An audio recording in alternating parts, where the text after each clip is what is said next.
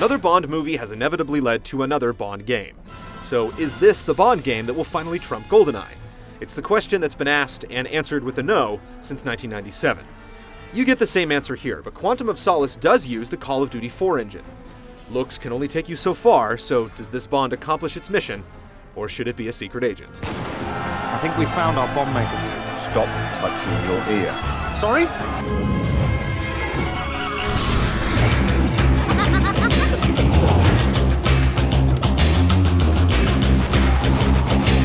Without revealing too much about the plot, Bond is out to stop a terrorist organization known as Quantum from seizing control of Bolivia's water supply and dole out a bit of revenge for what happened to his lady friend at the end of Casino Royale.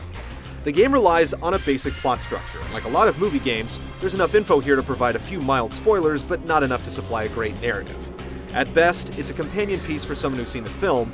At worst, it's a loosely connected series of spoilers for someone who hasn't. Get back to the room, I'll meet you there.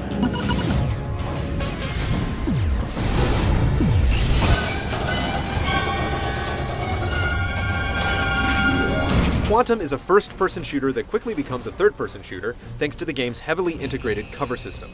Fortunately, the transition is quick and easy, and default auto-aim options help make Bond suitably lethal. The enemies aren't such bad shots themselves, so if you want to survive in Her Majesty's Secret Service, you have to keep your head down. This 007 is equipped with regenerating health, cribbing the gun barrel view from the opening credits to let you know how close you are to death. You'll get plenty of use out of your own license to kill, but the game is very linear, and primarily focuses on firefights with a few unique sequences and quick-time battles. Quantum of Solace pairs an extremely short series of single-player missions, covering material from the movies Casino Royale and Quantum of Solace. Despite covering material from 2 movies, the single-player campaign is remarkably brief and could easily be finished in 4 or 5 hours. It's a little longer than the combined running time of the 2 movies, making it shorter than similar games. A separate multiplayer mode pits MI6 against a rival group known as the Organization, with Bond himself showing up in certain modes. The high lethality and cover system give multiplayer a fairly realistic feel, although there's not a lot of personality here even when Bond is present to disarm bombs or make a dash to an extraction point. There is at least variety though, and you can purchase weapons and items to customize your loadout. Solace's multiplayer somewhat makes up for the surprisingly brief solo game.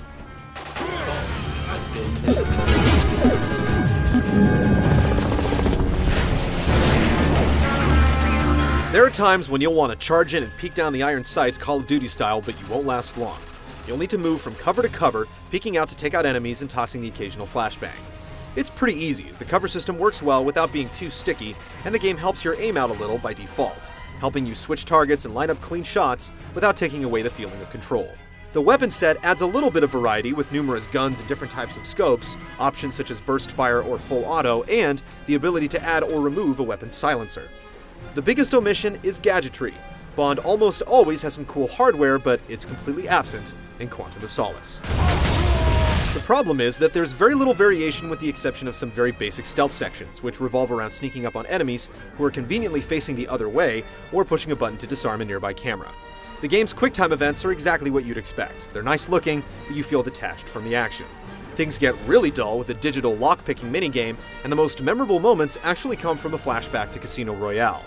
The construction site chase scene is exciting if you keep up your speed, and a section where you have to guide a poisoned Bond to his car is gimmicky but cool. Multiplayer matches rely on the same exact mechanics and weapons as single player.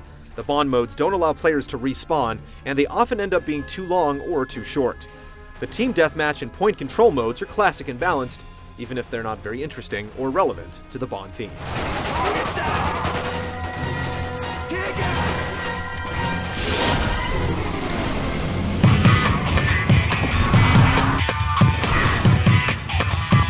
While it by no means offers poor presentation even in its best moments, Quantum of Solace looks a bit generic. Unless you can see a clear shot of the virtual Daniel Craig on screen, it's not always immediately apparent that you're playing a Bond game. Whether this is due to the borrowed engine or some other reason, it's a little bit flat.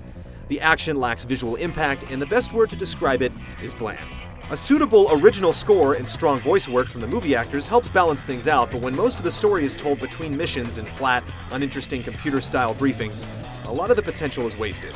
After the stylized intro is come and gone, you may have to remind yourself that you're actually playing a Bond game.